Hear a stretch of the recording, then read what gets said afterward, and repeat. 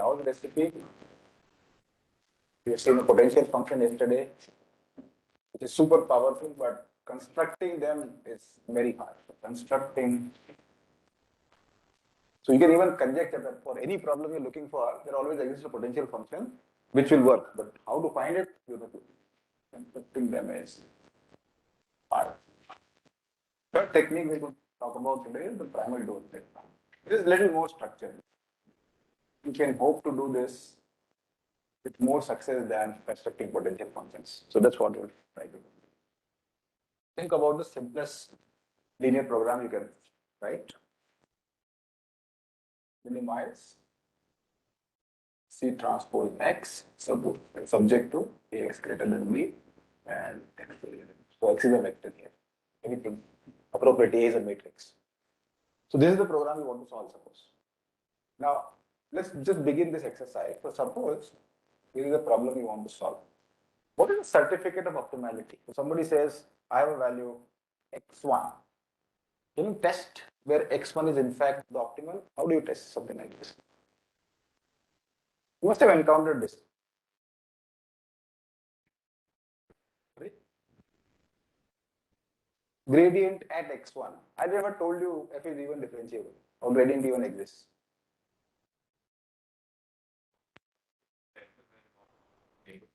Too many points. How do I test? Think of slightly more abstract way of doing it. I just want a certificate of optimality for any point. So somebody, your friend says this is optimal point. You should be able to test that it is optimal or not. What is one possible way? It could be, it's at least should be doable.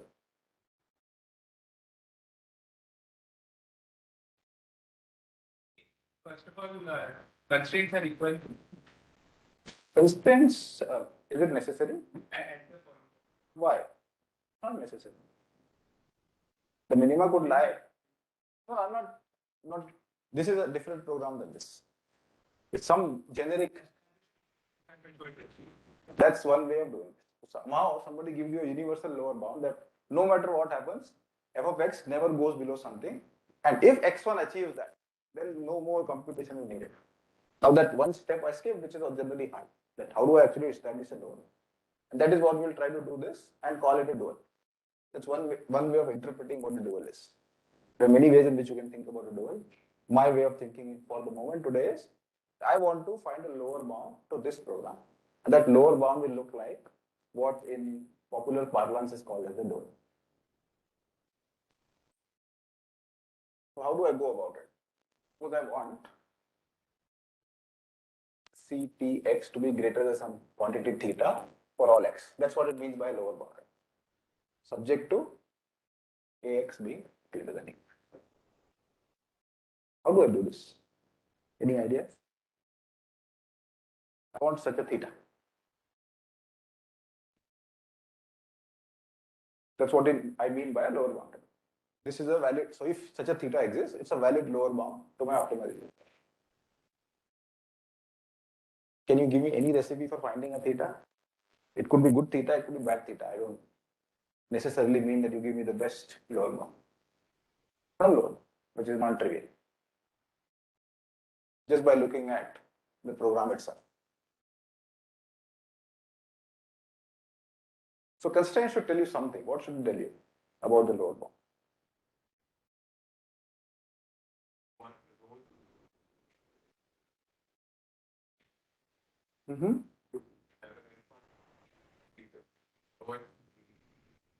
And that B will be theta?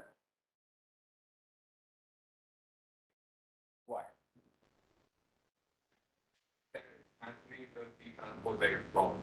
Yes, so you're saying look at this vector and pick the value which is the least among all of them.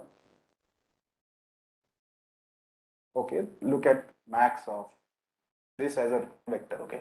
That's what this means. Okay, you found this value. Are you saying theta? Why? Why is it a valid lower bound? Does it look like a lower? It doesn't even have any role to play with C, right? That should not be correct. So theta should depend on C. Here theta is not depending on C. from the room. So now we are in business. That's one way of doing it. But this will not work, right? This is independent of C. So this definitely should not work. But you could do something else. And then one first attempt should really be the following. So suppose A, so A, little a, so matrix A is nothing but AI. Row. Suppose this was true.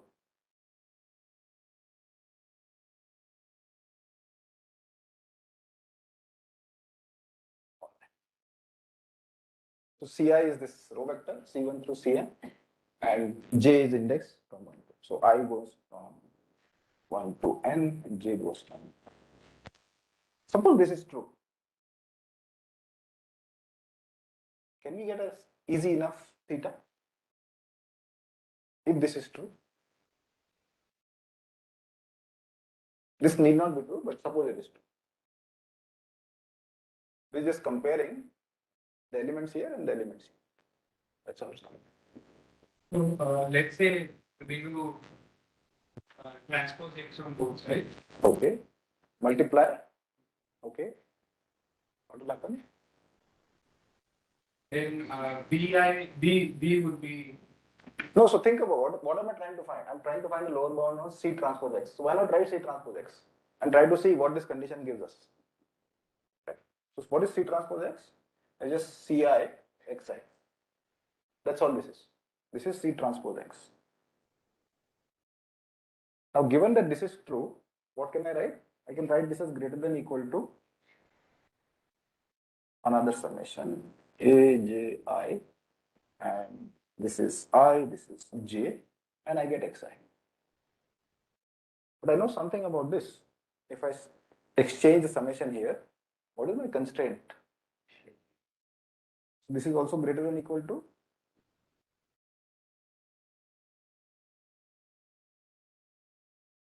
summation or without the summation? Yeah.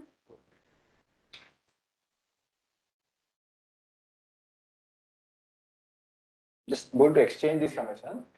Get.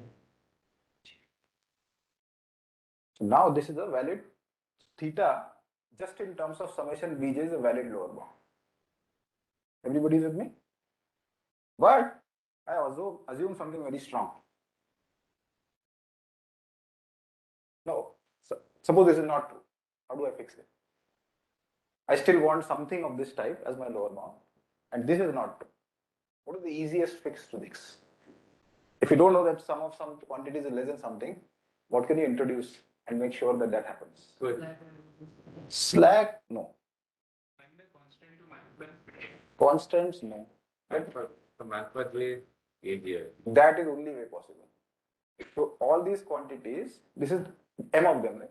If I multiply some non-negative 3 factors to each of them individually, I can always make sure that in the worst case, all of them zeros will always satisfy this inequality. So rather than this, let me go to summation Yj Aj less than equal to Ci for all I. Yes, even from one. Where Yj's are greater than E. So this is always true. I can always find such set of Yj's. In the worst case, Yj's are all zero. As C goes, Ci is close to zero, Yj's are also close to. Now what does this transform? So what will be the bound on C transpose X then? Just this will get multiplied by appropriate Yj's. That's all we have. This is, sorry? B transpose. Yeah, I'm just writing in full form, so let me just write Yj, Bj. Is that correct? J going from 1 to n. So now this theta, that is a candidate for this theta. As long as what should happen? This constraint should be satisfied and Yj should be greater than 0. So appropriately, I can write theta to be the answer to this following problem. Max Yj Bj from 1 through n. Summation Yj Aj is less than Ci for all I. And Yj is to be greater than. Is everybody with me? That theta I was looking for, I can always express in this form. I'm not solved the problem. I just transformed the problem from solving something for x, now I'm solving something for y. But the relationship I got is that the value of this optimization is at least as much as the theta, which is nothing but the value of this optimal. So the next topic I understood why yj is greater than 2. Y is greater than 0. Will you not have trouble otherwise?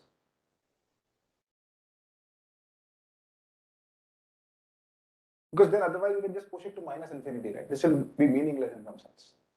It will be greater than equal to minus infinity. If you don't allow yourself to go all the way, if you don't stay positive, this optimization can go all the way to minus infinity. So that will become useless. So is everybody with me? This is the optimal answer. In this theta, one candidate I'm giving you, I'm not saying that this is the tightest. I'm not saying that equality holds here. All I'm saying is this inequality is true for this theta. That's all I'm saying. And theta is nothing but a solution of another linear program. And this is what is called as the dual. There is no beast. Dual is a very natural object to think about. That's what I wanted to highlight by this. I could have just started, here is a linear program, here is dual, let's go. But dual really you should think about it. It's a quest to find a good lower bound. It will turn out in linear programming that this in fact is equal.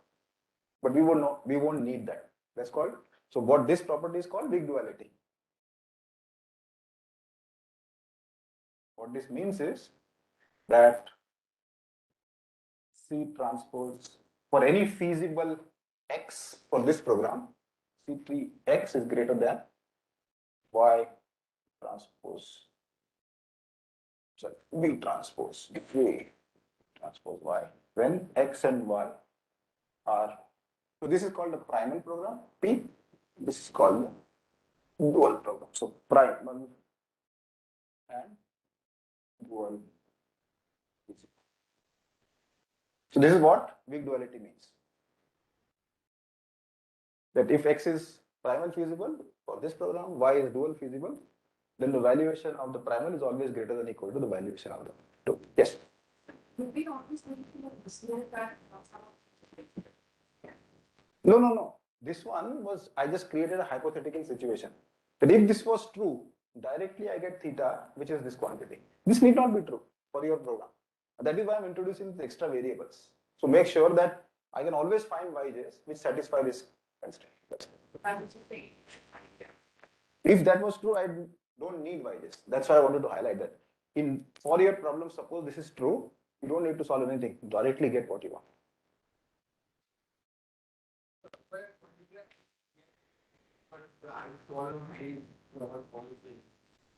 See, this is feasible, right? First of all, if it's not even feasible, are you going back to that condition that this needs to be feasible? So if there is no feasible solution to this, we should just stop. So we're assuming that there exist feasible solutions to the problem.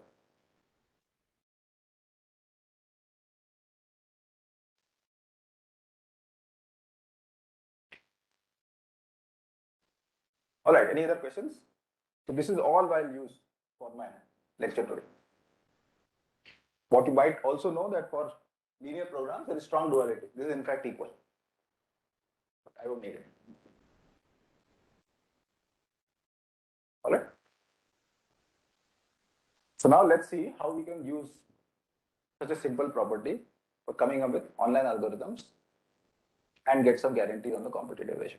A more structured approach than other things we have seen.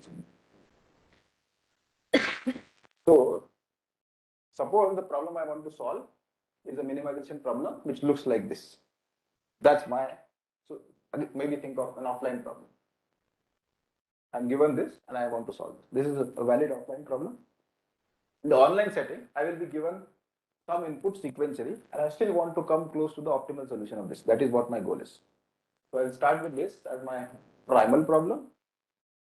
This is my dual problem and I want to give a recipe of how we should progress. And then we'll use that recipe to come up with a non-trivial algorithm for the set cover problem. So here is my recipe.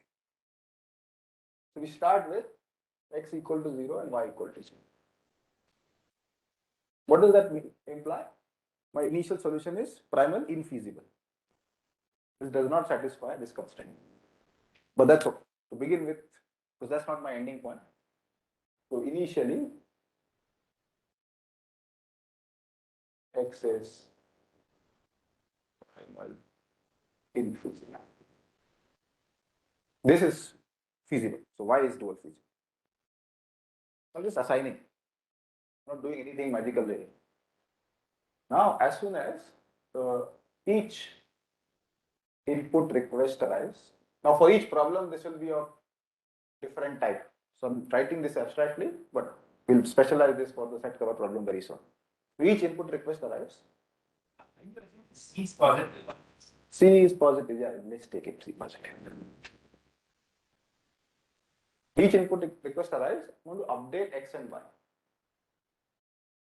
X as well as y. This update, I will ensure that x becomes feasible. I'll do an update in such a way that x remains feasible. I will not worry about if y is feasible or not. May or may not be feasible.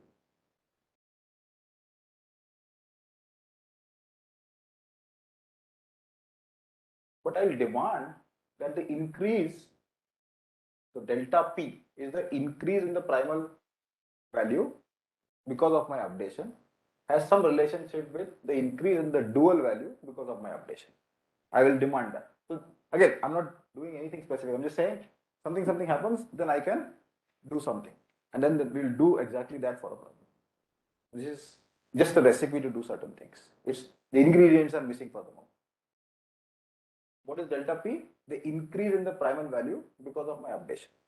And delta D is increase in my dual value because of my updation. Alright? I want some relationship between this. Can somebody point out, given that I already have weak duality, what kind of relationship I should demand? I already know that primal values are greater than dual values.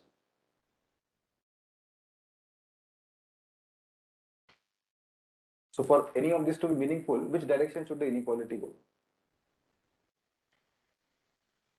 No, not increase, decrease. Delta P should be less than equal to delta D, or should be greater than equal to delta D, or with a constant, anything. I just want to sense if people can guess this. I already know the primal values always remain above the dual values. I want to sandwich it in some way. So what should happen here? We should be greater. No, the already is greater is so less than equal to 1 time this, or some constant is okay. See, we are looking for a competitive ratio, it need not be 1. If somehow magically it was 1, then you could guess that with one such condition, this being less than equal to this, possibly the primal is going to meet the dual, even in an online setting, and the competitive ratio will become 1. So that's going to be unlikely. What we'll end up doing is something as a constant, which should be greater than 1 or less than 1. So I'm going to write this in a particular way. This should be greater than beta, where beta is greater than 1. So you can equivalently think that this is delta P is at most some con. So beta is what of the resultant answer will be in terms of the competitive ratio. Whatever the smallest beta you can show, the smaller your competitive ratio is going to be. So let's suppose I demand this, that I update x in such a way that x remains feasible. Why I don't care, it remains feasible or not, but this relationship should hold at every step. Every single step I update this. So suppose and this is all my recipes. What does it tell me in terms of the competitive ratio of the algorithm which I am running, which is satisfying this?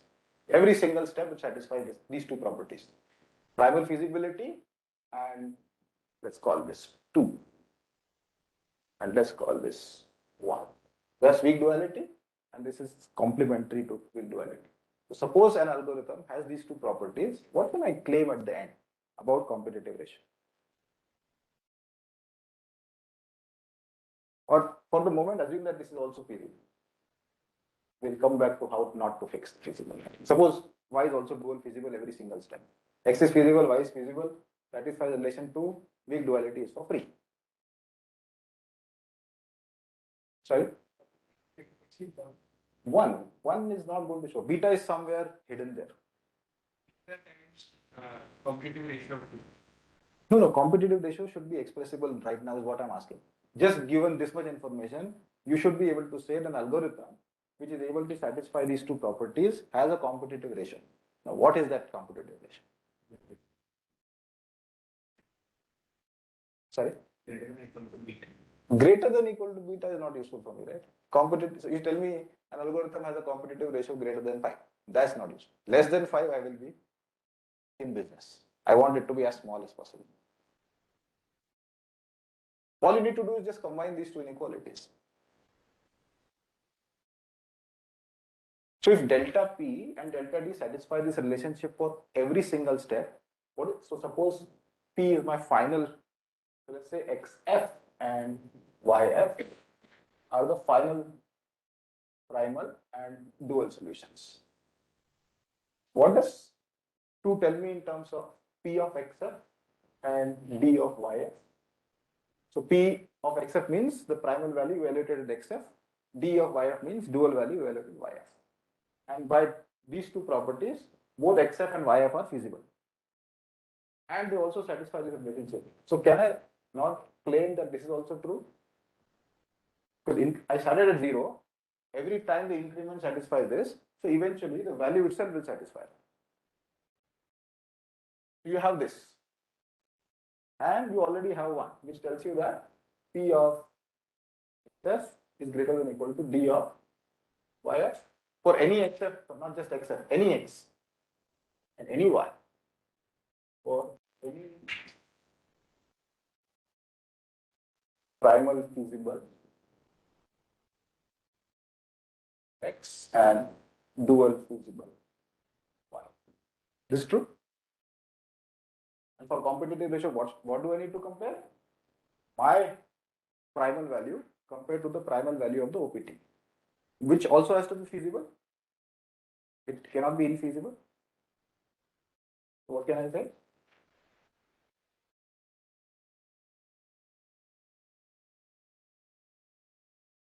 So in particular, let's say P of X star. This need not be OPT. Okay? X star is the optimal value of the primal solution. This is greater than or equal to D of YF. Just from here, because YF is dual feasible, X star is primal feasible, and this inequality just gives me this. Compare 3 and 4. What does it tell you? In terms of the competitive ratio of the final solution created by algorithm, which is XF. So what is the ratio of P of XF and P of X star? This is not exactly competitive ratio, but it has a very simple connection to competitive ratio. How large is this? It's at most beta, right? Now can you not claim that this in fact is an upper bound on the competitive ratio? See, X star is an optimal solution to the primal problem. And OPT also has to be feasible. OPT need not be the primal feasible solution of this because fractionality is involved here. It could be some integral constraints might be required for OPT to satisfy. But OPT, whatever the OPT solution is, it's one of the solutions for this program, and it cannot be better than X star. It could be at best as good as X star. This actually implies that P of XF divided by P of XOPT is in fact less than or equal to beta. And that is what my objective was.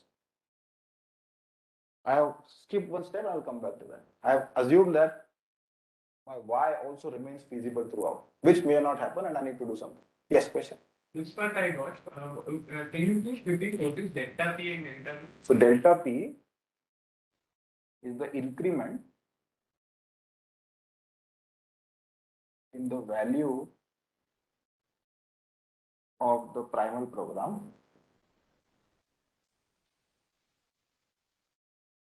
because of the update.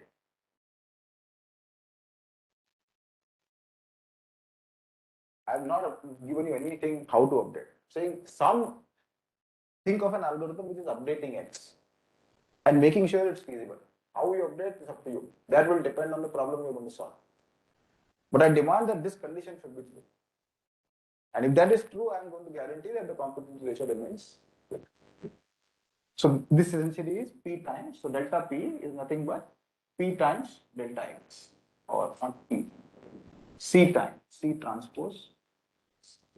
So delta X is the increment in value of X. If you were using directly P, the equation 3 rather than equation 2, which is in terms of deltas, would Yeah. be not. No, but how do I'm doing this incrementally, right? I want this to hold, but incrementally I can only ask for this. Because I don't know what the final solution is going to be at step T. I'm just building the solution up incrementally. So if I demand this, that this holds for every single step, it implies that finally also that holds. Starting it holds. Yes. Incrementally It holds, so eventually it holds. That's it.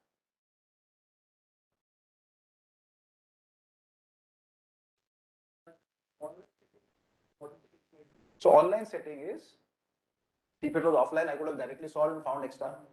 This is what an online algorithm is doing. It begins with x0, y0. That's all. Before any input is provided, this is my answer to it. Is this like It's not gradient, there's no gradient being computed, nothing. I have no clue what these functions look like.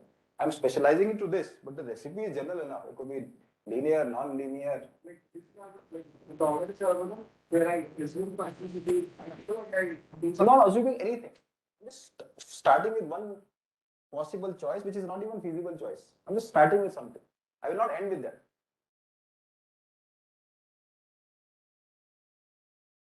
There's no intuition. I'm just saying is some beta. For some beta, if you can show that this holds, then my competitive issue is that beta. It could be 2, it could be log of something, it could be something, anything.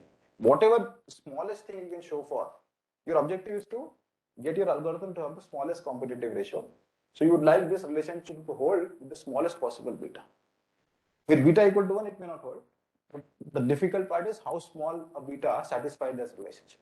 That's a problem you need to solve for yourself. That how do I design an algorithm for which the smallest beta satisfies that relationship. In online algorithms, there's new information coming in Right. every instant. So what's the new information coming there? So I'm defining it. Each new input request, you are updating x and y's. So x goes to x, so xt goes to xt plus 1, yt goes to yt plus 1. All I'm doing is looking at the difference of xt plus 1 minus xt, calling it delta x. Similarly, yt plus 1 minus yt is delta y. Delta p is nothing but c transpose delta x, and delta d is nothing but b transpose delta y. And I want this relationship to hold. Nobody is telling me that this holds for any problem. I'm just saying if it holds, then you don't have to do anything. All you need to do is just this. This is automatically a meta theorem you already have for yourself. Just ensure that this relationship holds and you are good to go. The quest would be to find the smallest possible beta. So we said that we want 3 to hold, and we know that 2 is holding somehow in the algorithm. Should we not start with the feasible state? Doesn't matter. I don't know what a feasible state is. Because before any input is given to me, I don't know what feasible state is. Just start with the random feasible. That doesn't matter. It's not going to affect your solution. But I'm saying it might, because let's say we start with an infeasible, then this delta p, delta d, Yeah. 2 holds. Then even for one step, how do I ensure 3 holds? One step. Even for like, This holds, right? So this is good enough. Even for one step. For every single step, this holds. As soon as I update, this holds. If no input is provided, I don't have to solve. Yes. So this is something I have not yet, this may not hold. So for the moment, we assume that this is feasible and everything holds here. So I need to account for if it is infeasible, what to do. So suppose this is not feasible. I'm not able to find an update sequence. For X, I'm able to find that it remains feasible, but for Y, it is infeasible. What is one possible fix? it's equivalent length actually. No. So if it is infeasible at any one point of time, it could remain infeasible throughout, and in particular at the final solution. I agree that as long as YF is feasible at the end, I'm okay. But if it goes infeasible somewhere in between, how do I come back to feasible? All I demand is YF is feasible. I agree. But I'm making these incremental changes to my Ys. Somewhere I become infeasible. Can I guarantee that at the end I remain feasible? If I always remain feasible, it guarantees it's feasible. But somewhere I become unfeasible and I keep incrementing it. Somewhere I have to make sure that it becomes feasible. Make sense? So what's one possible fix to if Y is infeasible? What should I do? Touching beta won't help, right? Beta is just a I don't want to use word constant, but beta is just relating delta P to delta D. So, no, that's not good. Yes, and then stop. No, but what if the adversary stops the input right there?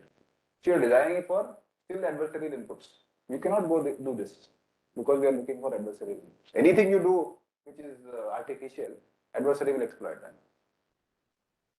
What exactly is the adversary? Adversary is just giving you input. That's what it's doing.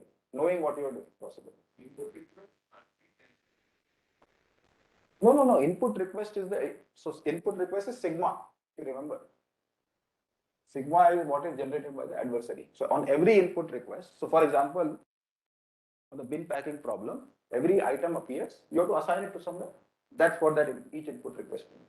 So once a new item arrives, its weight is revealed, you know the prior configuration, you have to go and assign it. So that decision you're making, that is captured by X and Y. So X is the primal feasible solution. We want to keep it. Y is some artificial quantity which you define for ourselves. We want to make sure that they satisfy some relationship because finally I want to argue that the competitive ratio can be lower. So that is why. Okay. So solve the dual. How do I solve the dual? So project, for example, into the physical plane. No, but this is all of this is difficult to do because I don't know the full input in advance. This is being revealed to me one step at a time. So you can't actually solve either the primal or the dual. You need to do some local fixes. That's all. So you see why it has become infeasible? The last constraint is so let me give you a simple hack. It's essentially a hack. Y divided by, let's say, S is feasible. So find, it may not be always possible to just do this very simply. So Y is infeasible for dual currently. I just divide it by some number S greater than 1 and bring it down to satisfy the dual constraint. That's simple a hack as you can imagine.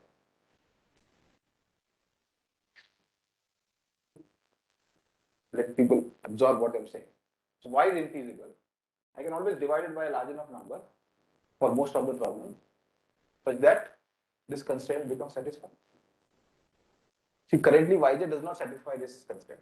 That's all it means by infeasible. Now this is a less than equal to constraint. If I keep decreasing Y, somewhere it will start satisfying. So I just take the smallest number for which this satisfies. And that is my constant S is going to be. This need not be constant, but whatever that S might to make it feasible. And that S will reflect everywhere. Why can somebody tell me? I claim that then competitive ratio is beta times S. You have to pay that extra penalty for infeasibility. So delta D is B times delta Y. That's It should be beta times f of x, right? which one? F of x, right? Where is there? Whatever function we are trying to. Function is this. Oh, you said this is more general than that. So For the moment, everything is here. Whatever is. In general, you can do this for convex functions also, but other things will appear.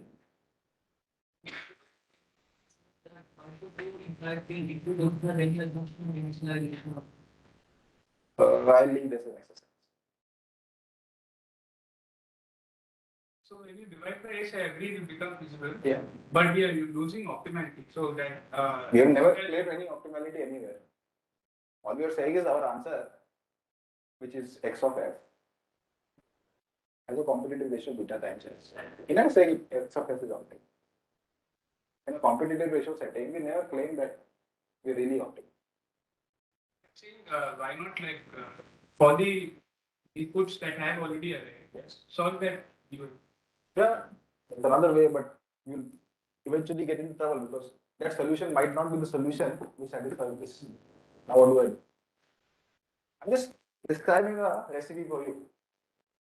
There are possibly 10,000 other alternative methods in which you can work. This is a very clean method which you can actually incorporate and come up with an algorithm which can satisfy. So in this division by S just once or Just once at the final time. okay. I don't need to worry about every single step because if the input stops, then I do the division.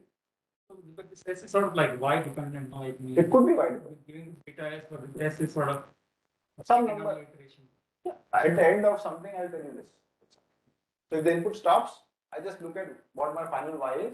If it's infeasible, I'll divide it by a number which makes sure that it is feasible. That's all.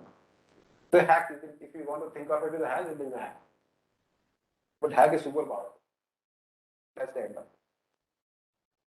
So do people see why that S goes back into the penalty here? Because this is no longer true. Because y is infeasible. But y divided by S is feasible.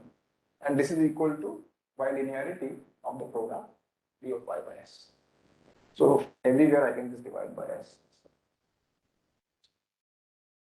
So that's all the recipe is. And recipe is 2 lines.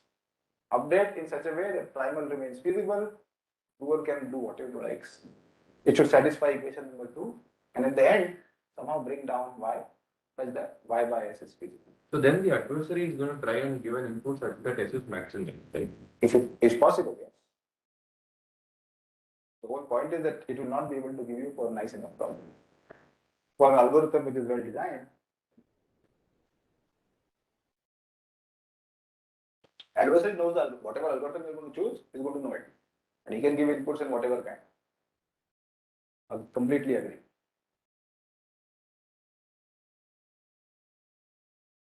See, all of this looks hopeless all the time. But magically, for most of the problems, we are able to solve. Any other questions on the recipe before I take a concrete example? Coming from Do it. Yes. but what if the y day greater than or equal to 0 being So that I can always ensure. While I'm updating, I can always ensure yj greater than equal to 0. That is under my control. What I'll not be able to control is how much bigger y has become. Because I'm going to update something, I will not always be able to control how big step I'm taking. But I can, I'm starting with y equal to 0, right? I will never go below 0. That much I can control. Good. For multiplying by S, I think we need C greater than 0. Whatever that c is, yeah, c greater than 0 we decided. Just a request actually for the benefit of the online audience, can you speak up a bit when you ask questions? All right, so let's begin and look at the concrete problem.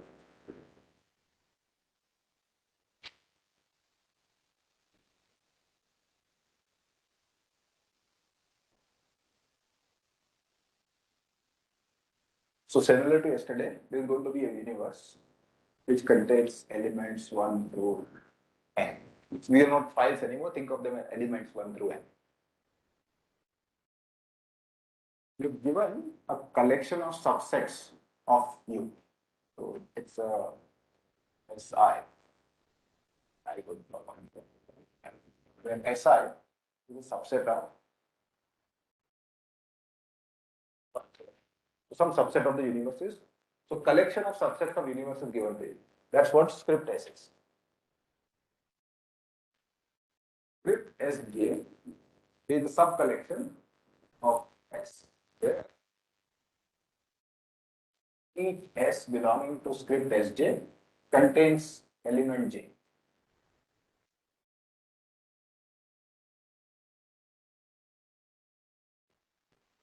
Script S,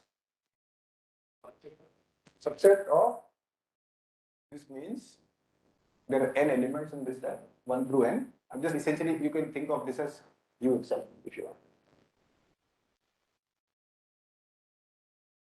So this is given to you ahead of time. This information is available. What is input? At time t, an element E of t is requested where E of t belongs to the universe.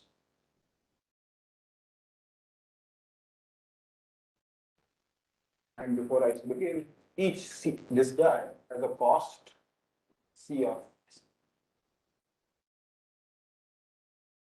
That's also known to you ahead of time. There's like multiple levels of subsets, so be clear about it. The subsets SIs of the universe, collections of these subsets are called script S, and script Sj is a sub collection of S, where each element in script Sj contains the element. Sorry? Then it should be in. Yeah. Because these are subsets of their own, but they're elements of a bigger collection. So input is at time t, an element E of t without replacement. With replacement, it makes no sense. So one unique element is going to be presented at time t. What do you need to do? Constraint. Think of a bucket. You have to keep a bucket with you.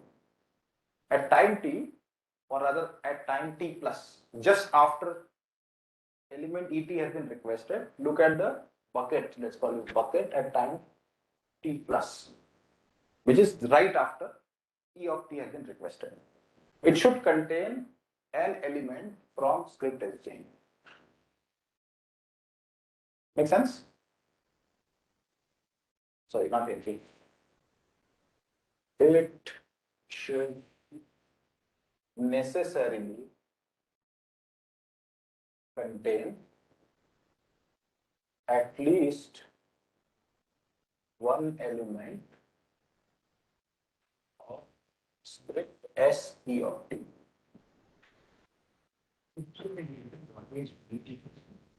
Et is some bucket. So you're keeping a bucket with you. Think of bucket and throwing items in that bucket. So t plus is time right after E of t has been requested. So this is the status of the system. Let's call B of t as the status of the system at time t plus. What is the constraint? That at least one element from script S E of t. That means all the subsets which contain E of t, at least one of them should be part of this bucket. In other words, it's called cover, but I am avoiding the word cover here. Another way to say it is that element E of t should be covered. Is this constraint clear to everybody? What I want? Sorry? This is given to you ahead of time. You know everything about it. So at every time a new element arrives, it could be that B of t minus itself contains something. Then you don't need to do anything. The constraint is that B t plus and B of t plus, definitely there should be one of them. It could be that because another element came and that was part of some subset jointly with E of t and you already put it there, then you don't need to do anything. So suppose, let's take an example. So you said ET, so ETJ, right? It should be covered. But Yes. it's not necessarily that this, yeah, maybe it's not clear from definition that Yeah. the J is only in the sets of element with SJ. But- That, No, that's the two. That's how you say that SJ, script Sj. yes, script SJ, every element of script SJ is a set which contains J, right? All of them when put into a But you didn't say that all sets which contain J is in. Yes, that's what it means. Then you should say that, okay, that's the definition. Oh, script Sj. Has all Contains sets which contain J. Why is this not correct? No, it says that It's not the same. It's Right? equal, right? No, it could happen that all sets in script SJ has J, Yes. but that doesn't mean that there is no other set outside which has J. But each Sj can. Okay, fine. Right? So what you mean is that all elements which contain J belong to SJ. SJ is the collection of all. Fine. Let's call this where Sj, script Sj contains all subsets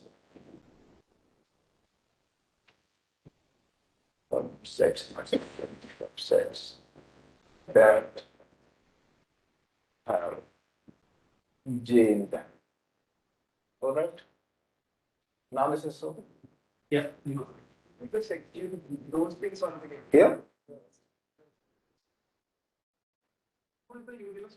Use universe. SI is some subsets of universe. That much is clear. Script test is a collection of these subsets.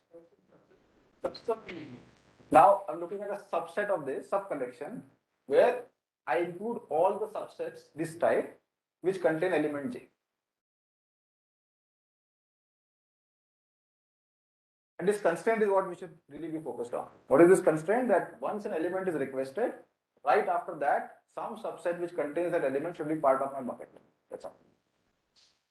So think about the following. Suppose the subsets are 1, 2, 3, 1, 2, and 1. These are all possible subsets I've got. So this is my script test. And let's say E of 1 is 2. What do I need to do? I can pick this guy or this guy. One of them have to go into my bucket. So suppose the bucket contains 1, 2 at this time. Now, E2 is 1. Now, I don't need to do anything. 1 is already covered. So it's not necessary that every single step you have to make a decision.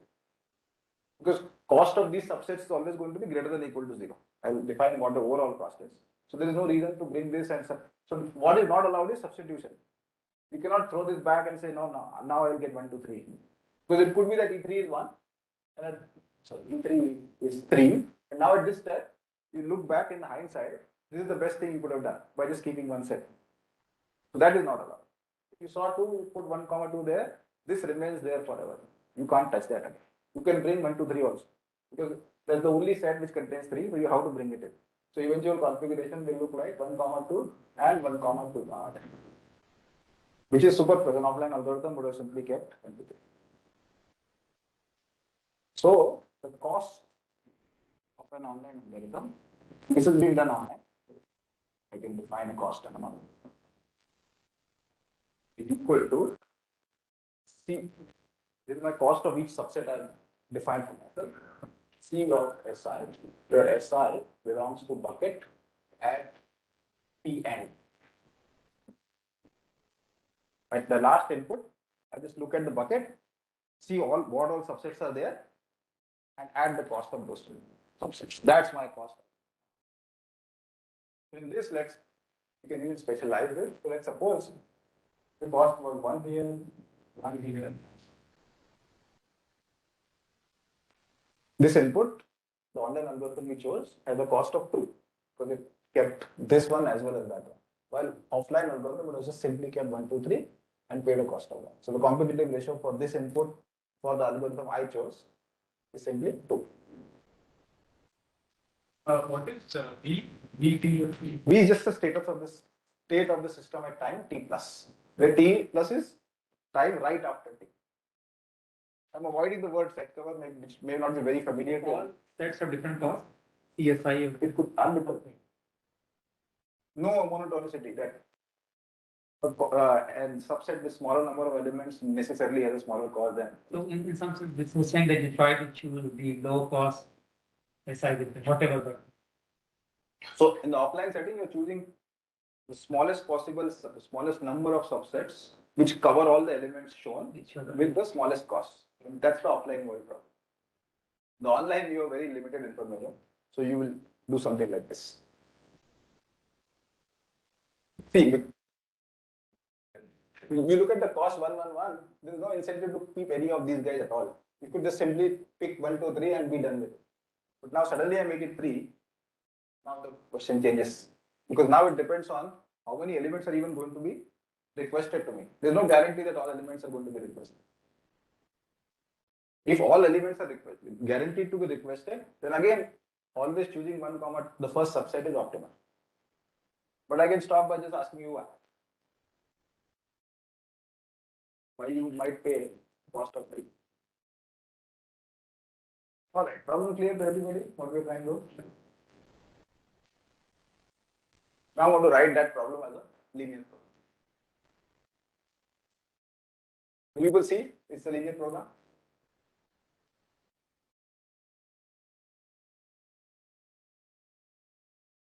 It's an inclusion problem, right? You're including certain subsets, and whatever is included, you pay a cost for it. Can you make assumptions about what sets are there? Like, This is always given to you. No assumption. Either no assumptions on the input, no assumptions on what information is given to you.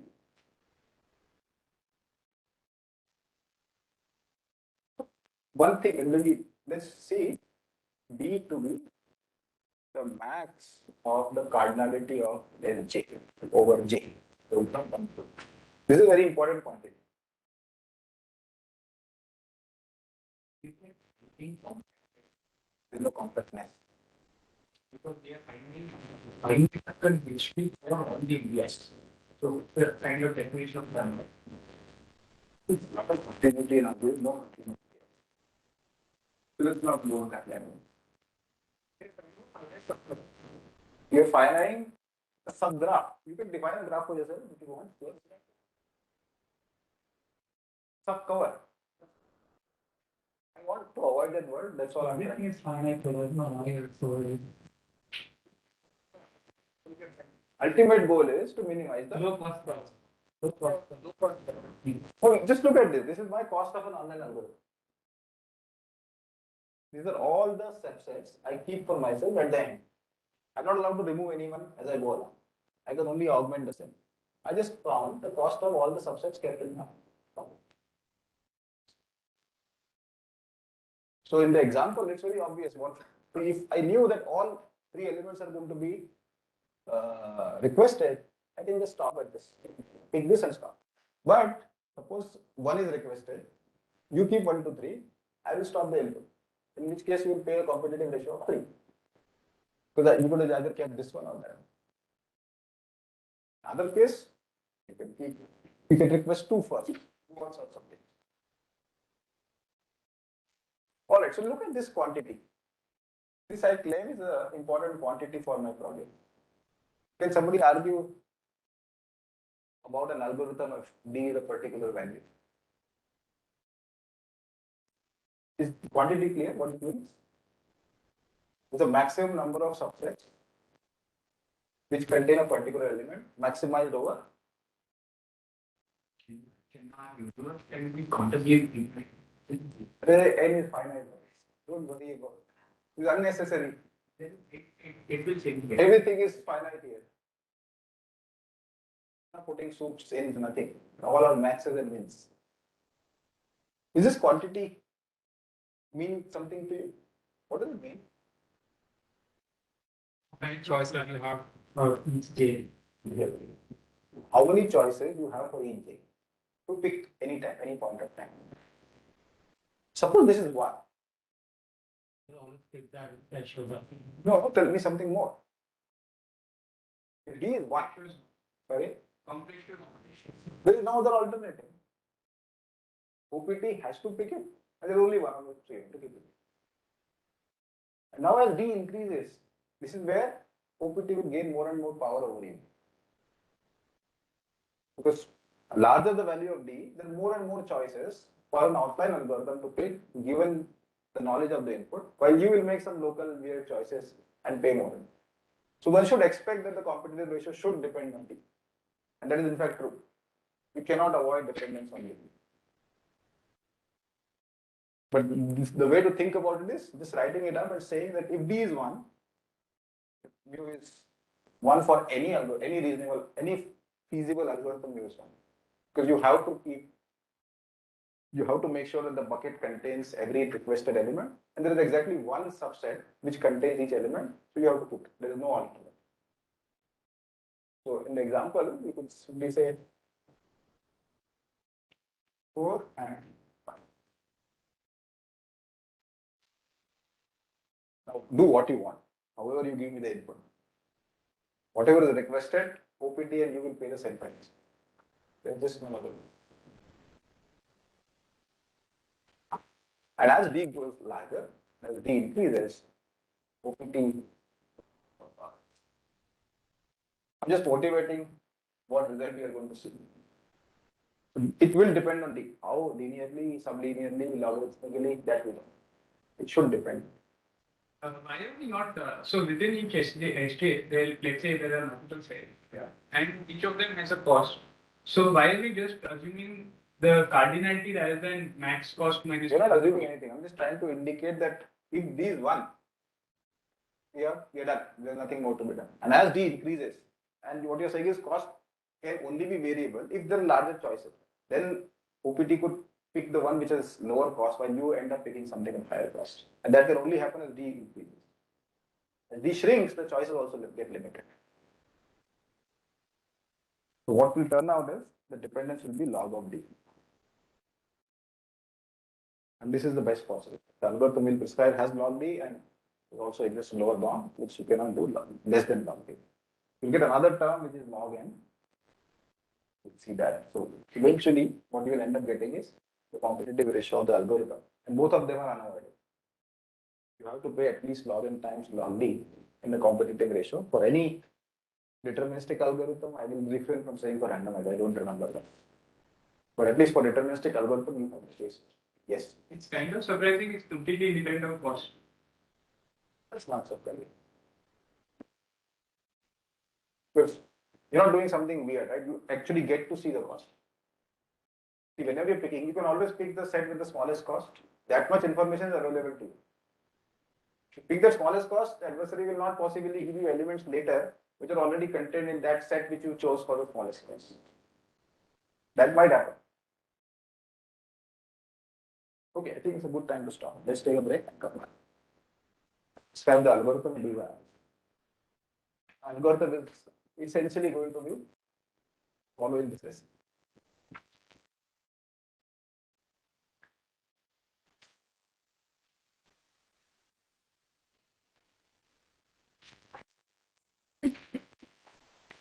With the partner.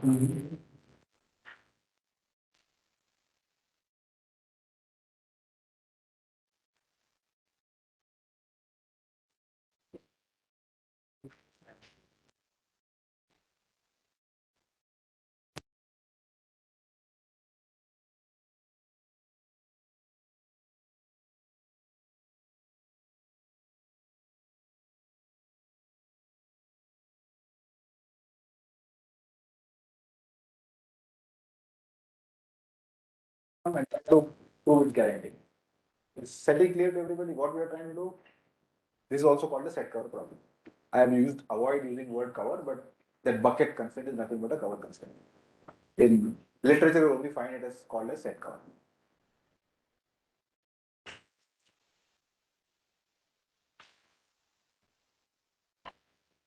So keep this quantity in mind. It will eventually come back. Write it on top. D.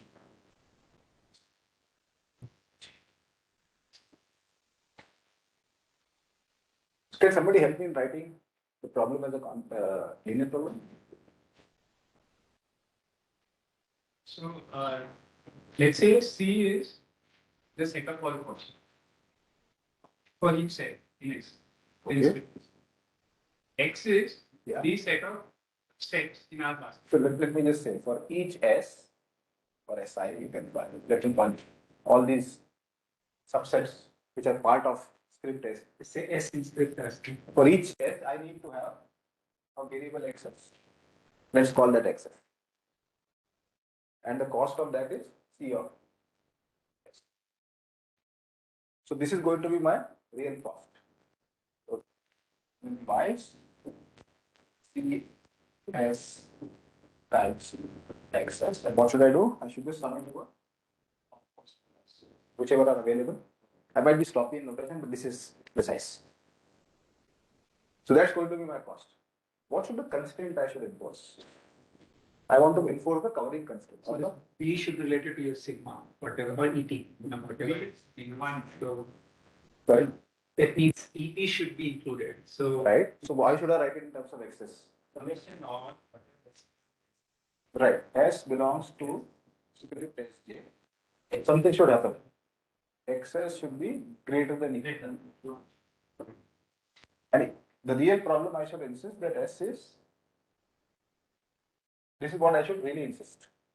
But that's not a linear program, it's an integer program. And I don't know to begin with how to solve such things. What do I do? Simplest thing. I'll make it relaxed. That's the first thing I'll start. So rather than the integrality constraint, I'll say x's can go from, and this is called a fractional set cover problem. So these x's are non-integral. So you're allowed to fractionally take one subset, fractionally take another subset, and pay the cost fractionally, as long as you fractionally cover them. It means nothing physical. You think about it. So in this example, what am I asking? 1, 2, 3. Suppose 3, 4. Let's say 5. Can somebody give me a non-trivial example of fractional covering for this problem? What does it mean to fractionally cover? If the first element is 3, in my integral problem, what do I need to do? I need to pick any one of them. Only 2 subsets contain 3. Either pick the first one or the second one. Rationally, what can I do? 0.5 from here and 0.4 from there. And still I ask, or still I call myself that I'm covering element 3. It means nothing physically if you think about it. But it's a relaxation of the actual problem. Are you okay with this constraint where x only belongs to the interval 0, 1, not binary value 0, 1? Is everybody okay with this? That I'm fractionally covering each element here. That's all. I'm not covering integral. In integral, either I pick this or that. Here I'm allowed to pick a linear combination of this, which means nothing physical. So this is the linear program I'm going to actually look at. Once I solve this, I will go back how to look at the integral answer. And in that, I will pay a penalty of log n. For this, I will give you a competitive ratio of log d. Eventually, I will get log n times log d. So going from here to here, I will pay a penalty of log n. N is the size of the units. And for this itself, I will get a competitive ratio of log d. Plan clear what we are going to do? So we can't do this recipe or follow anything upon direct integrality constraint most of the time. So this is usually the first step we will take. Relax the program so that actually is a linear program. Alright, so what will be the dual of this? So let's say this primal.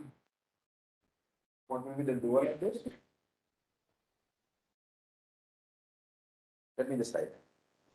Summation by j. So j is for the element of the universe.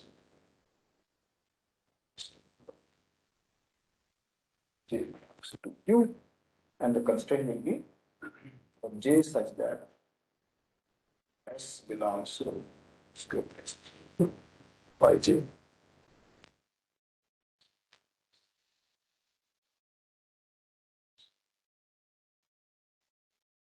What is going to be the dual program? It does not be right? Only the ones which are requested and not. Yeah, for the moment, we're going to look at all the use. Everything works out. It's just extra detail. You have to keep track of how many are requested.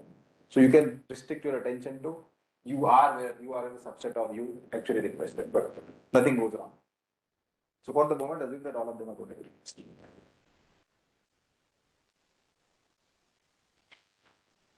This makes sense, right? What does it mean? For each S, you add for each element Y which occurs in this particular S. And that should be less than equal. That's exactly the same as what we did with one. So this is the primal, this is the what we did there is what I did. There is no intelligence involved to go complete. Now comes the algorithm. In which I will update X, update Y on arrival of every new element. It's actually a generic algorithm. You might have seen it in different forms. Multiplicative Fix algorithm.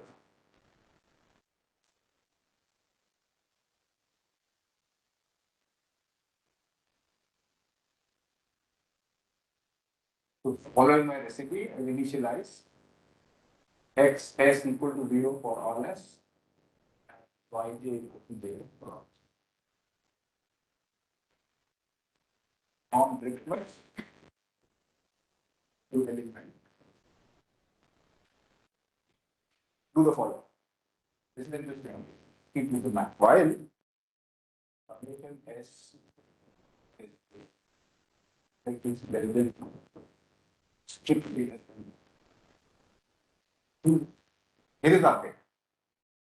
For all S, keep this in mind. This is very interesting. But a new element J is arrived, and it is not at this point satisfy my covering constraint. That's what that means. See, this is already true. I don't need to do anything. It's already primal feasible. It's not primal feasible because this constraint is violated. It's not getting fractionally covered yet. So if that is the case, I'm going to update something for every subset that is contained in script SG. I only want to in the integral solution. I want to select only one of them. But I'm here. I'm updating something for every single set which belongs to SG. And how is the form? Excess goes to excess plus 1 over CS is the cost of that step, which I know ahead of time. This is normalized plus 1 by CS mod.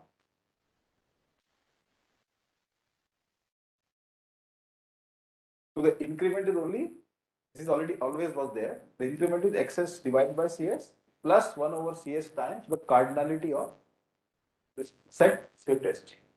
So even though I'm updating for every single one, each one update is normalized by the number of such subsets they exist. Pay this attention. For each S, I'm updating it, which is contained, which is an element of script SG. These are all the sets which contain J. Each of them I'm updating, but I'm making sure that the update is not too large. It's normalized by the size of that set. So that's for X and this is YJ.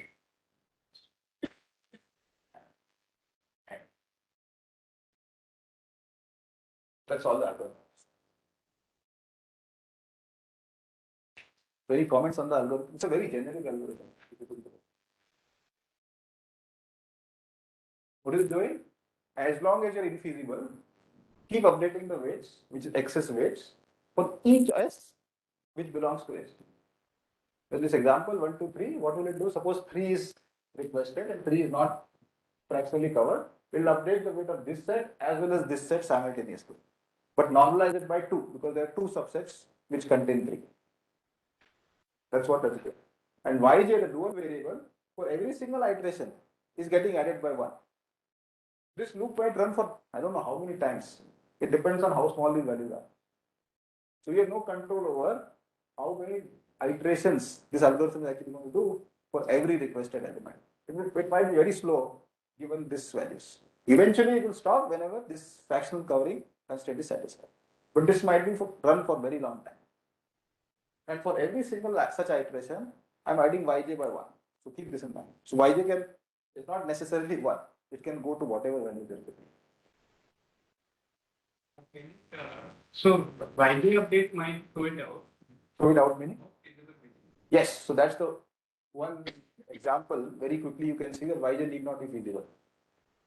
And the second question is, so you're updating excess so that it slowly becomes feasible. Yes. And you're updating it proportional to cost, but why that last?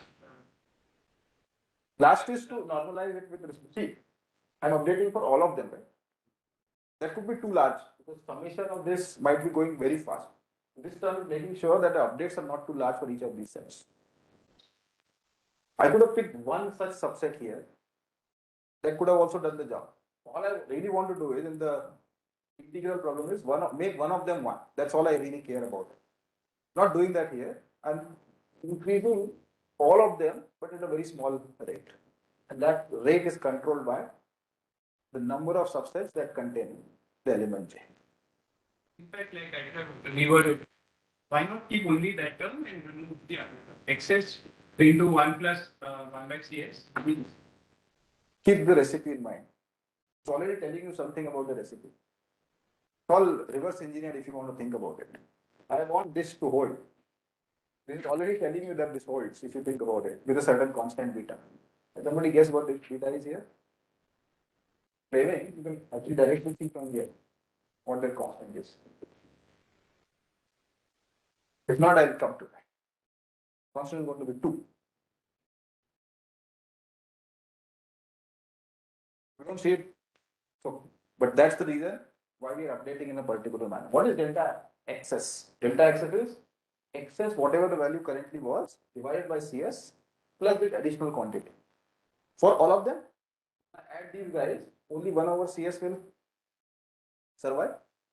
And I'll also make an additional assumption that CS, all CS are greater than or equal to 1. Because otherwise I can read this. So that's why the whole thing, an update here will be at most 2. This will be at most 1. If you don't see it, bear with me, I'll come to it. But if you can directly see it, what is delta xs for any x? Xs times this 1 over CS plus this quantity. Sum it over all possible s will belong to this. This term will cancel off because of the sum. What will survive is 1 over CS plus the summation of x's divided by CS. And by definition, whenever an iteration is running, this condition is true. The first term is less than 1, the second term is less than 1, addition is less than 2. And this is incremented always by 1. This condition holds with beta equal to 2. Once you know the recipe, some of the things are actually directly expressible in some sense. Like guess what an algorithm should be able to do. I'll do this formally. If somebody has not got it, don't worry. I'll do this. But I just wanted to make sure that you understand the algorithm very well. What is it trying to do? Kind of take the distribution. Okay. Very good for optimum of the linear program because it is not strictly multiple. We don't know optima, but log d times optima.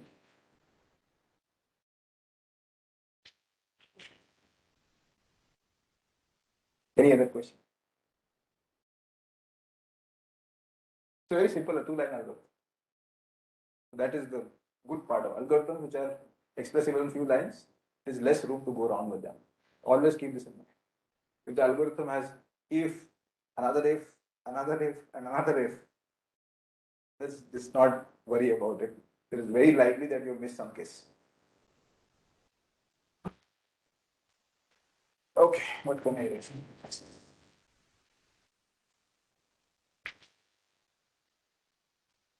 And when I get a paper to review, and the paper, 1 page of algorithm, I just give up. Saying unless there is a text supporting it which motivates it, I'm not going to rate that algorithm. There's just no way in this world that you can read a page long algorithm and make sure everything is correct. Not giving you any gyan, I'm saying when you're writing a paper, make sure that the algorithm is so long, write another long text supporting it, making sure that everybody understands what it is in that code. It's just not possible. And another thing is that if you're requiring that much detail in your algorithm, there's something wrong with your algorithm. All right. But people are big fans of it. They just keep writing algorithms of them.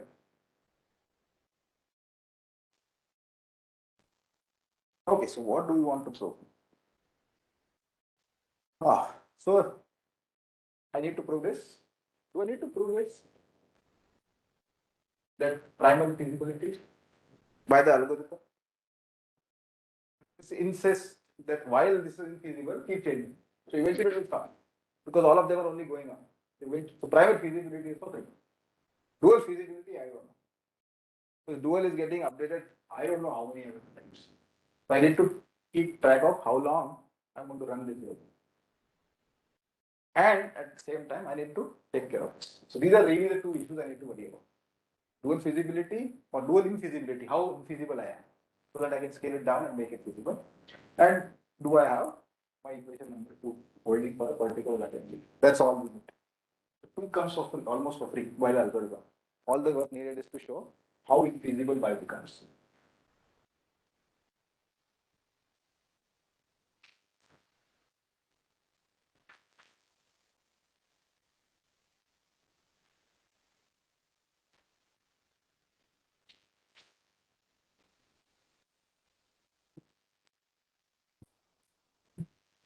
Okay, so let's do the following. So try to prove very simple. For beta. Try to prove this holds for beta equal to 2. So initially, x equal to 0 equal to y. P of x, P of y.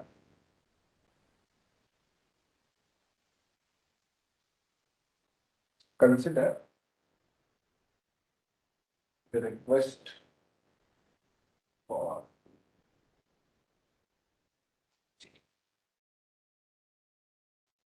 and while and any iteration.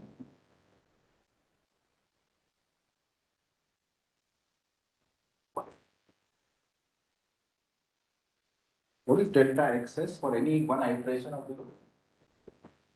Okay. It is just XS times 1 over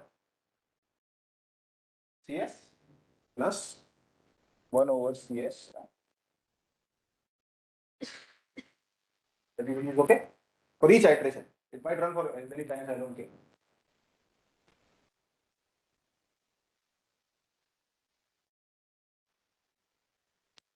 So what is the increment in primal? It is CS times delta X.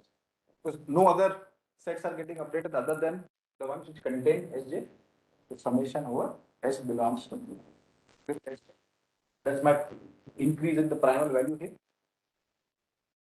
What is it?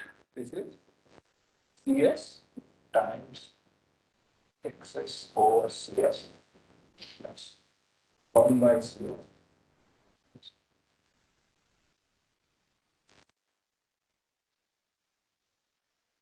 Now what does this look like? S belongs to Sj. XS. That's the first part. The CS is cancelled and I get S belongs to Sj 1 over. Now can somebody argue that this is at most 2? Or that's all I want, that this is at most 2. Why is it at most 2? Because I'm still running the executing the while loop, so it better be less than 1. Second quantity by definition just 1. So this is strictly less than 2. I would have accepted even less than equal to, but I get strictly less than 2. And what is delta Yj?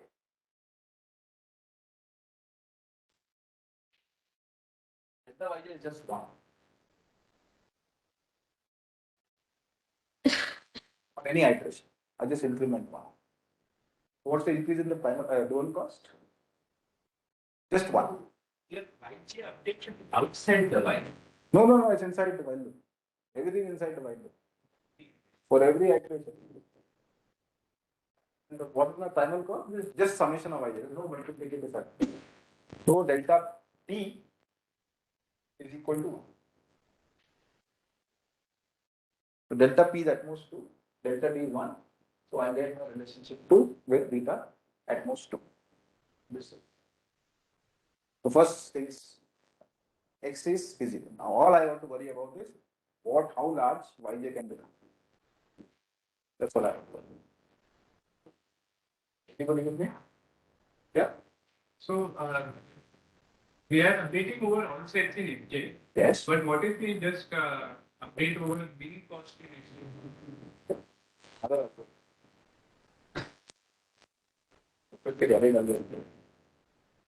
All I cannot say is what is the getting. That's it. I'm saying that will not work. I just don't know what the getting. Generally, greedy is not a bad in big picture, even for the offline setting. Greedy is not a good idea. Where by greedy I mean pick the element which covers the requested pick the set which covers the element that has the least cost. Not a good idea. Will produce bad inputs.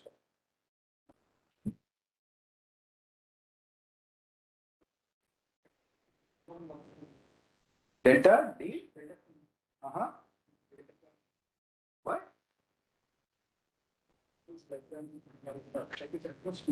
Yes. But so what will go wrong?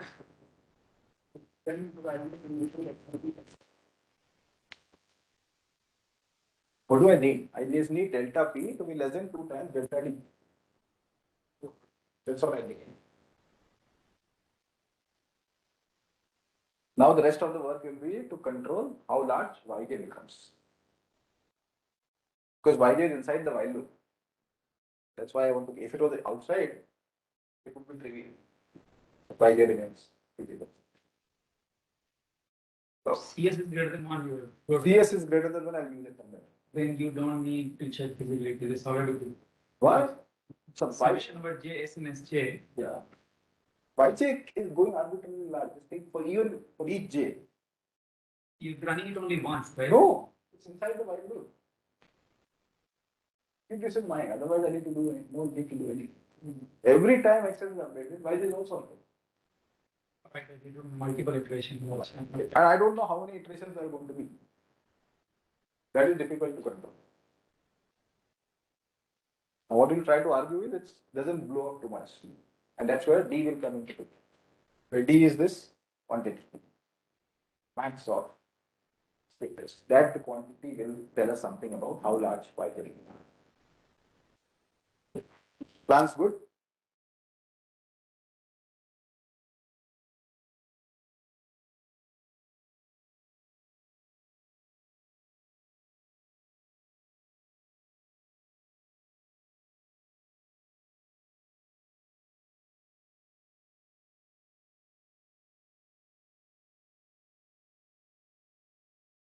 What we try to show to play more than one.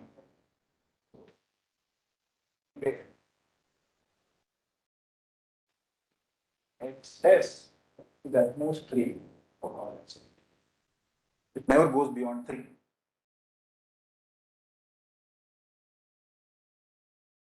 It can happen that suddenly in the last iteration of the while loop, summation of x's were less than 1. I updated it, it could go beyond 1.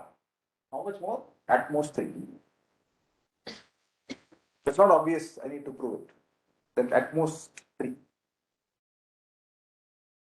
And excess of I, where I is the alteration index, is greater than equal to 1 by t times 1 plus 1 over cs to the power.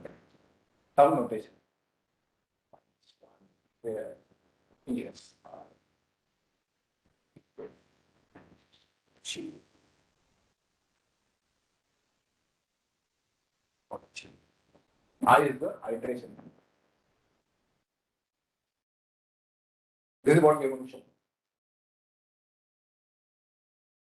So suppose I am able to prove this, what can I say about dual feasibility?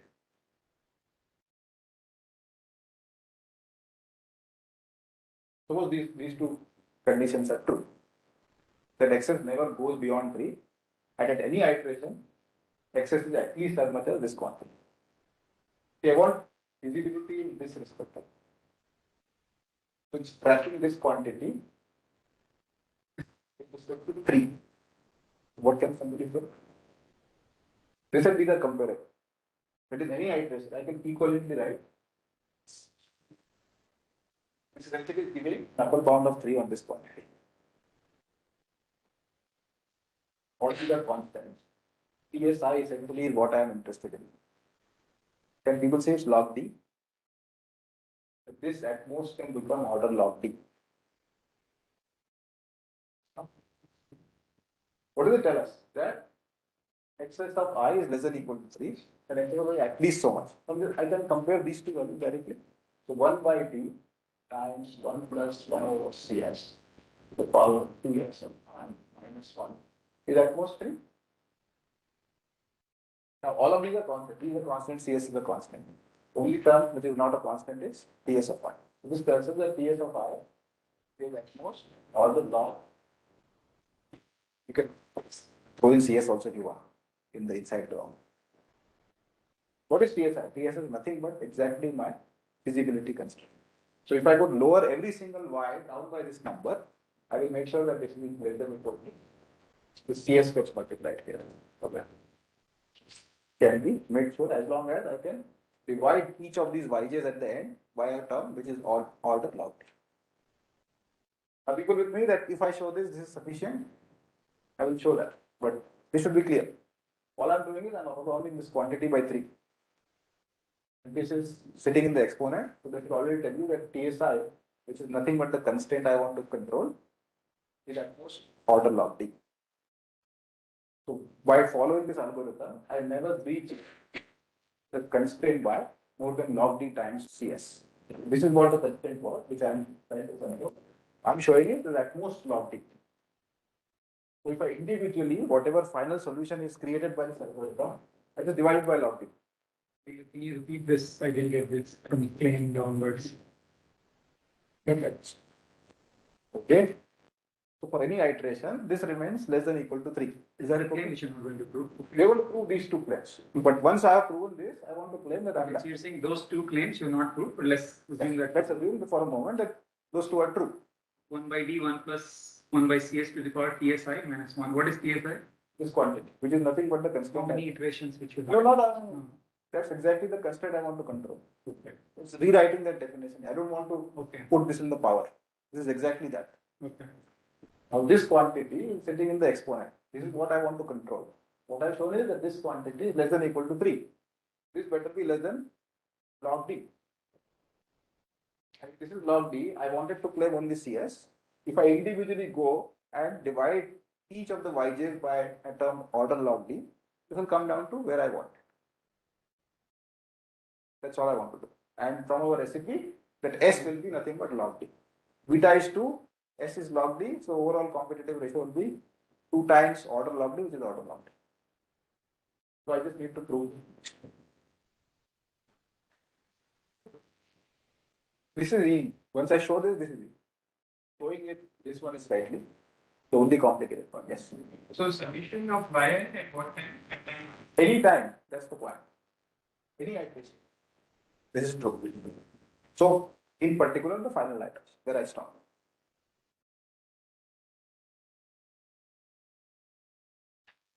What is before O log d? What have you written? Some CS will show up. I don't know exactly what form. So CS is also sitting inside it. Looks like the log of 1 by 1 plus cs. Very simple. So CS will not bother us. The D which is there. So this is the leading term which I should here. Now is clear? What I want to do, I want to claim these two properties for it. First is actually easy. Can somebody prove for me that excess of I is less than equal to 3? It never goes beyond 3. We have in fact proven some list. So let's prove excess equal to 3 for all times. What is excess? Excess is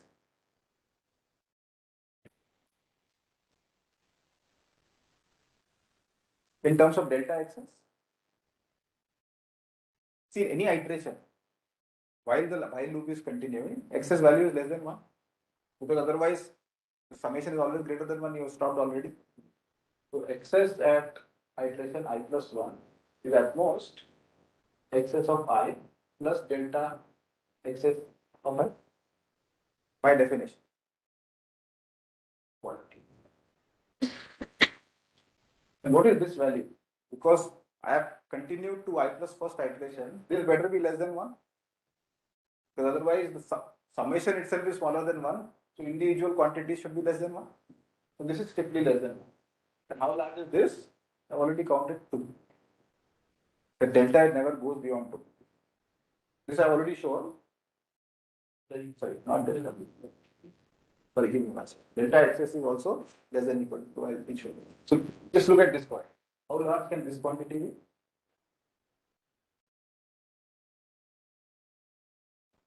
Remember, this is where I use CS is greater than 1. I'm forced to or CS greater than 1. So I can claim that this is at most. That was it. You should think that this should never be too difficult. Because of my algorithm, it runs until this is less than 1, and as soon as it goes slightly beyond, it stops. How can that one jump, how large can that one jump be, which takes me from below 1 to how large it is? And we know that this is not too large. This is getting appropriately scaled down. So that was not difficult. Are we okay with this? That excess of I plus 1 is never more than 3 while the loop is running.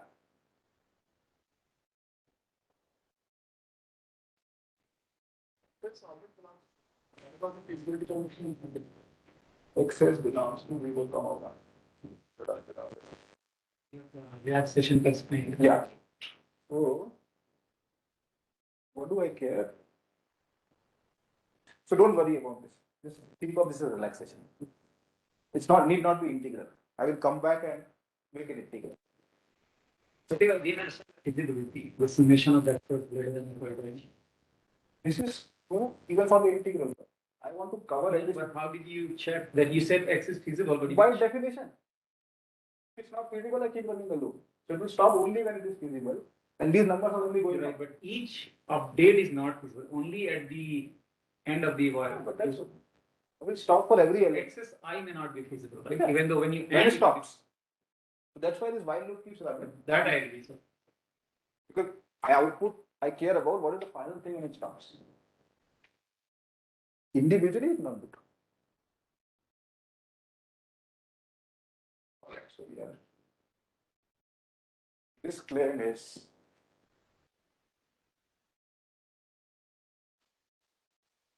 let's try to do.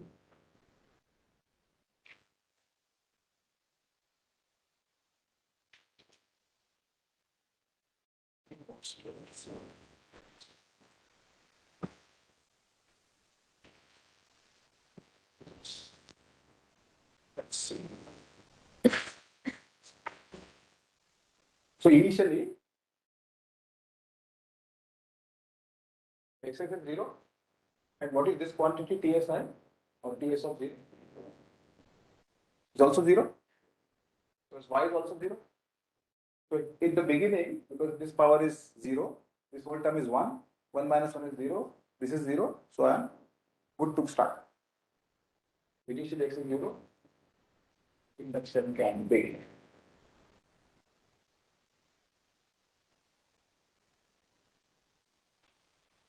Now I'm going from iteration I of the while loop to iteration I plus 1.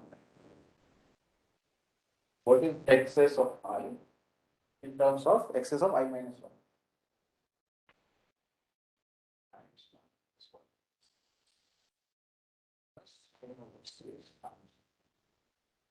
So let's say I purposefully switching from J to K. So K element has actually been requested right now. And this is why update. In the ith iteration of the while loop, I take the I minus first value multiplied by this constant plus 1 over Cs with Kth element has been requested. So use induction on this term. 1 by D 1 plus 1 over Cs power.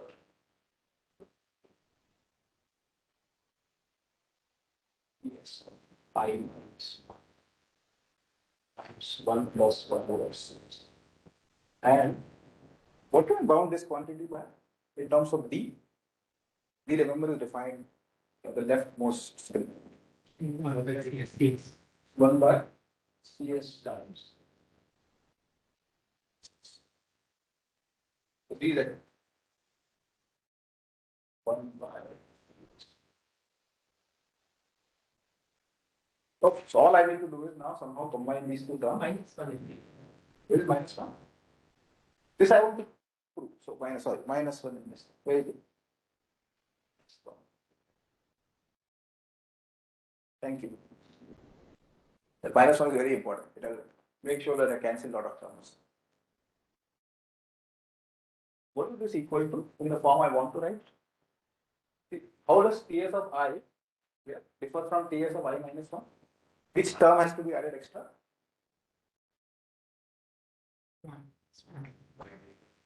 One extra, right? Only one term gets added. Yj's are going up by 1. So I already have that. Somehow I want to write the same exponent with Ts of I minus 1 plus 1. yeah, it cancels and it comes directly. Write that out. I just want to see if people are following. What about this? Think of this. This is 1 plus 1 over Cs here. The same term is getting multiplied here. So the exponent, what is going to do is just going to add 1 to this term. 1 by D is outside, otherwise 1 by D is outside. but in the way you written, it's inside the bar. Put the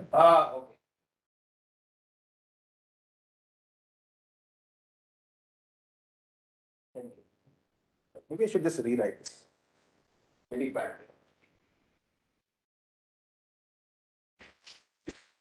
One by d, 1 plus 1 over cs power ds minus 1, 1 plus 1 over cs plus 1 over cs. Now to see,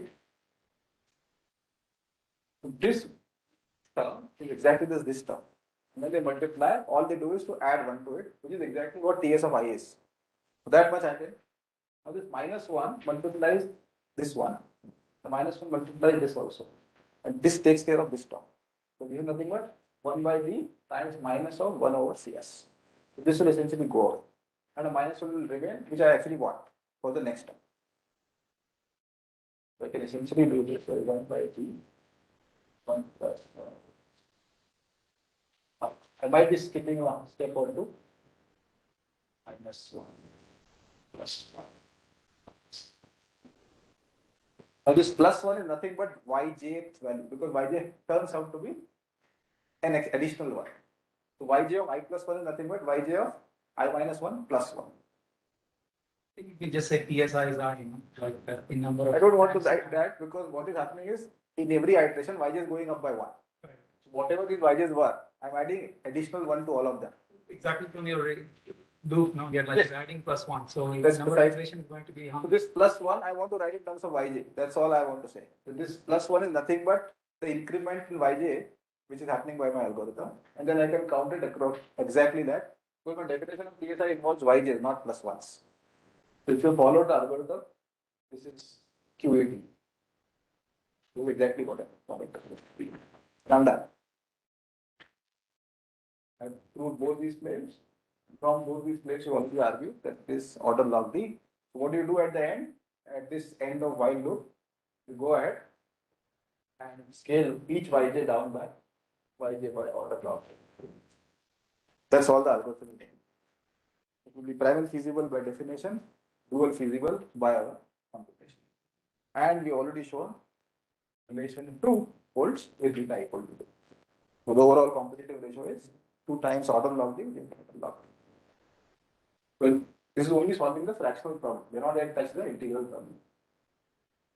X's are, all these x's are real numbers. Eventually, I want to output a 0, 1 number. Either I select this or select that. Any suggestions what to add? Have this fractional answer. What should I do to get an integral answer? Greater than 1 Okay, what will happen? We do that.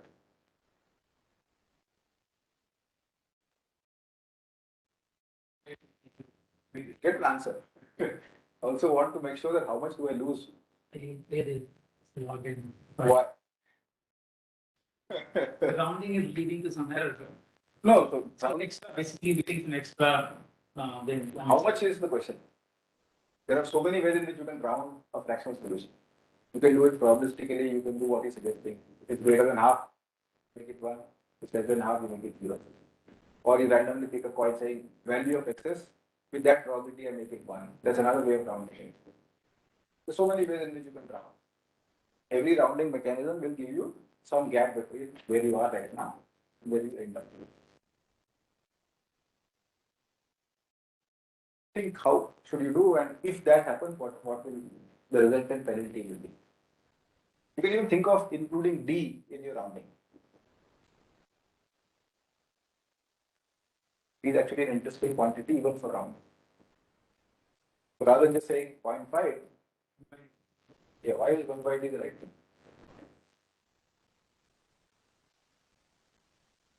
The answer is actually correct. If you want to include D, that's the right thing to do. So your support of so the fraction, how many fractions you have with the B of them, right? At most. At most. You wanna place on one of them.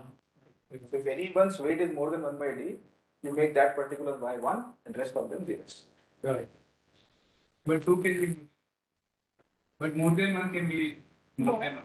The largest one you can do. You just pick one of the other largest probability. Largest. That's possible. So there are many ways. I just wanted to indicate there are many ways in which you can come. The one we will prescribe is randomized, but does not confine to any of the options here. Maybe a completely different idea. And the importance is with high probability you can show that every single element present is covered. You will not get definitely everything is covered, but it's very high probability. Every element present is covered. That's what you do. With a penalty of log n. Actually, not complete the argument. The argument is very simple. Once I write the algorithm down, you can complete the argument. In my own question, and the rounding part also C does not. So the primal changes effectively by C times X of this answer, but minus C times X of the integer. That's the exact. And we can write. I don't think I follow what.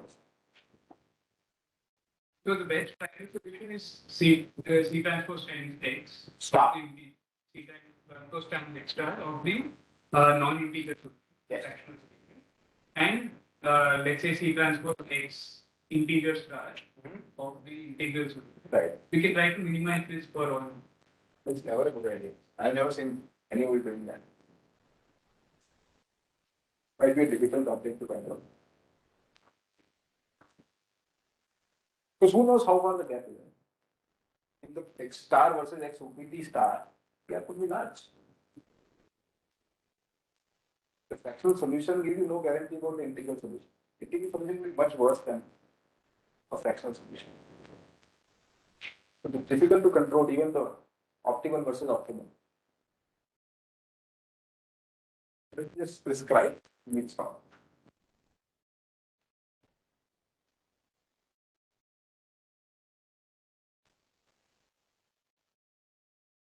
So this part of the algorithm is as it is. Look at the fractional solution and do something.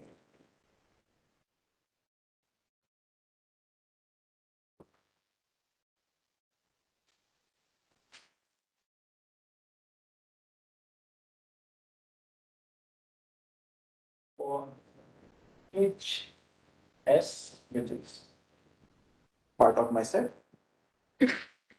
then 2 10 IIT uniformly distributed randomly.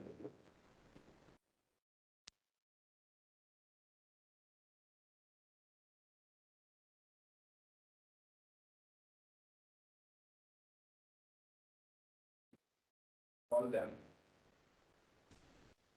There S I good times. So do this offline. Ahead of time or just generate these quantities and keep it with you. Once you see the output of your algorithm, do the following to make it integral. Let WS minimum value of these ZSI over I. So you're creating these 2 log n random variables uniformly distributed in 0 and 1. Take the minimum of them. That is what we'll call as W subscript S. Again, this is offline. You can do this ahead of time before running the algorithm. This is the selection part. If XS output by your algorithm, which could be fractional, greater than WS, and S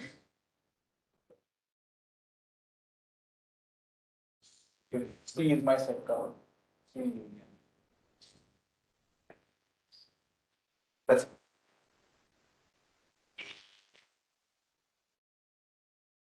That's all the algorithm does. Still create an integral answer. That much is clear.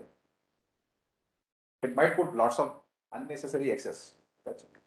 But it's an integral answer. Is that clear to everybody? I'm picking these values of x's are coming from my algorithm. I take those raw values, compare them against this offline selection I did for some random variable. Just compare. Whichever is larger, I put it there. I don't look at S है, S2 है, क्या हो. Just each of them are individually compared. I just put them into the. It could be that some element is covered by more than one subset, but I don't care. Sorry?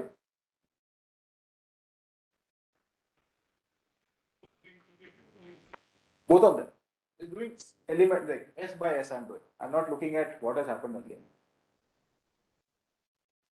You could also say once an element is covered, don't consider that element again. Don't consider any S that contains J. But that might be complicated. So it's much simpler. Each S is compared with respect to the output XS and a WS without worrying about what other S's are, values of X's are. And the guarantee is as follows. So compared to, so let's call this output XS hat, which is the integral answer. So the summation XS hat times CS is at most. Now this is a randomized quantity, at most log n times summation CS. This was the answer from my algorithm, which was fractional output. We're going to integral, I pay at most log n times per minute. Already this was log d competitive. So what it is log n times log d. This is just one line code.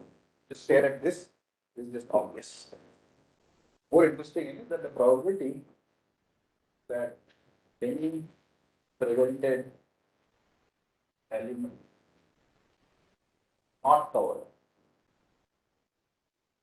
is at most. And to get to 1 by n is why we take 2 times log n. If you wanted to send square, take 3 log n. You can just keep increasing. But that 3 will also show up here. So if you want to increase the probability of coverage, you have to pay an additional penalty in terms of the complex. So if you want n to the d here, you take d plus 1. D is bad. What number I will use? L. Just take L plus 1. But that same L will also show here. So there is a trade-off between how much you want to use in terms of the guarantee and competitive ratio versus how small you want the probability of not covering any element. This is a probabilistic argument. There is no guarantee that every single element presented is actually covered. So we have to control how large is the probability that any element which is presented is not covered. It's a union bound argument. So first look at any one presented element is not covered, that will be 1 by n square. And then because there are at most n elements presented, brutal, what is it called? Probability of the union is less than the union probability. Union bound. This simplest union bound will get you 1. So what we need to show is that the probability that a presented element is not covered by this algorithm is 1 by n square. That is exactly coming from 2 times log n. It's in the notes, you can do it yourself. It's a very simple argument. And yes. So we get a distribution for WS. Yes. And I think that the normal it mean 1 by log. It's narrowing. Minimum. It's not normal. Minimum is not normal. Average is going towards normal. I'm looking at the minimum of so many random variables. That's not normality. In any case, the mean is 1 by 2 log. Mean is making two bold claims. Minimum of n random variables behaves as what? Max behaves as log. Mean behaves as what? That's not true. Yes. We don't need all that distribution first of all. All we need to show is what is the probability that a presented element is not covered, given that it is sitting in script SJ set. For each SJ, I'm doing this independently. So the covering will essentially come out to 1 by n square. Then you do the linear bound. So distribution, computing the distribution of WS is not necessary. It's a much simpler.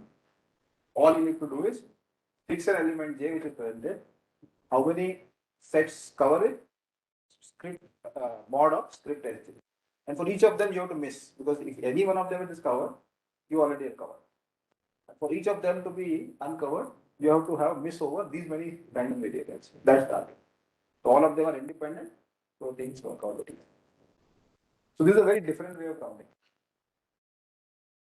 What you're suggesting is more common. You look at the values and then segregate them depending on the values. Here it's an independent set of random variables are created, then compute the next time. And we are doing this because of the Coverage. More importantly for the coverage. Want to make sure that with high probability I cover every single element of it.